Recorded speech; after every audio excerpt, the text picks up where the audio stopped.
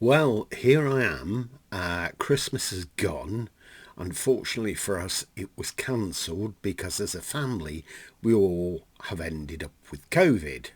So the Christmas turkey went into the bin, a big gammon went into the bin, vegetables went into the bin, etc.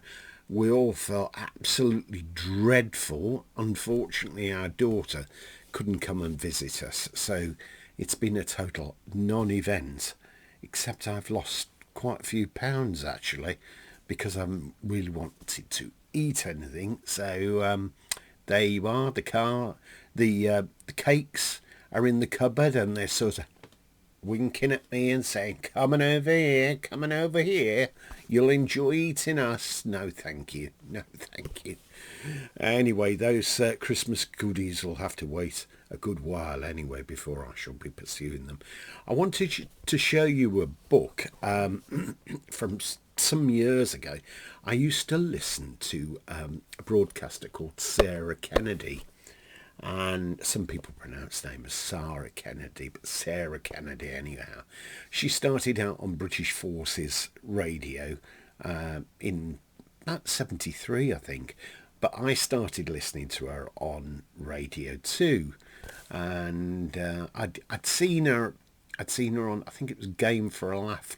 Was it Game for a Laugh? Something like that. Anyway, she was on with Matthew Kelly and the other Henry Kelly, and it was all hilarity and what have you, but it wasn't really my thing. But still, I like Sarah Kennedy. See, I'm calling her Sarah Kennedy already.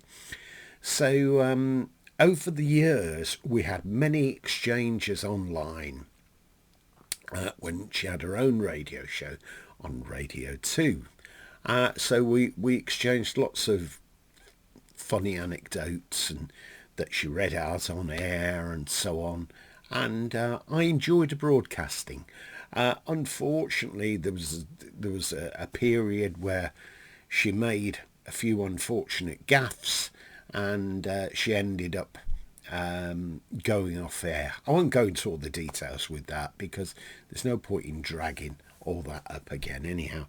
But she wrote various books like Terrible Twos, The Terrible Twos Again, and these were all stories that people had sent in to her about their own children and funny things that they did. Then she decided to do this thing called Brief Encounters, featuring brushes with famous and infamous. And she contacted me and asked me if I'd got anything that would sort of fit in there. So I offered her a couple of things, and one of them was to do with my father when he was guarding the Temple of the Tooth, and an encounter with Queen Salotte as well. That was during the war. He was out there convalescing after he'd been in that terrible tragedy of the Royal Oak sinking in 1939, when it was the first ship that went down, torpedoed Scapa Flow by a German submarine.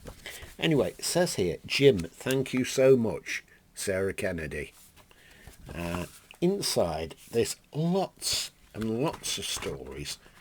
The one about Queen Salotte is in here as well. I won't read that out, but lots of funny things.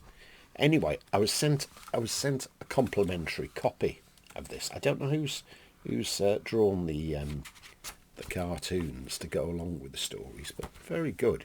It says, catch a real-life glimpse of the rich and famous and the downright infamous at work and at play as Sarah Kennedy's dawn patrollers, that's what we were called, that listened to a show early on, confess their chance meetings with celebrities past and present. A fantastic compilation chosen from hundreds of stories sent in to Sarah's early morning show on BBC Radio 2. Brief Encounter will amaze and amuse and delight you with tales of what happens when the stars and the everyday people collide, from royalty and politicians to actors and sporting legends.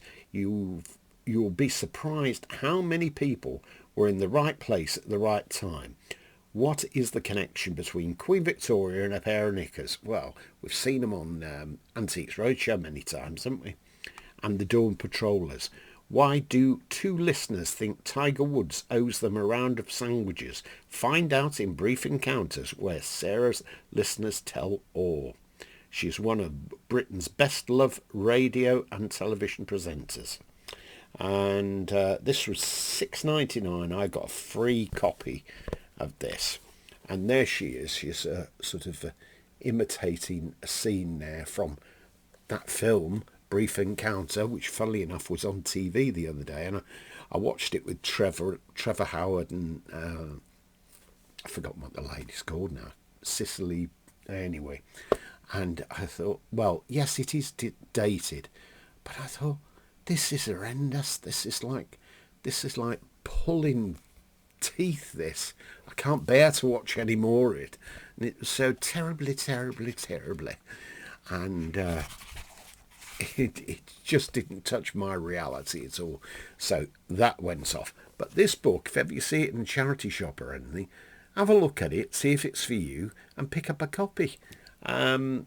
Unfortunately, she's retired now. Anyway, I think she had bad health over a period of time, and so on.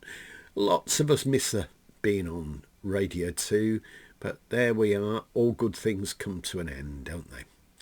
Okay, thanks for letting me show you this. I hope you've enjoyed it. If you have, give me a thumbs up, because that helps the channel. And if you're not subscribed, now's a good time to subscribe. Bye for now.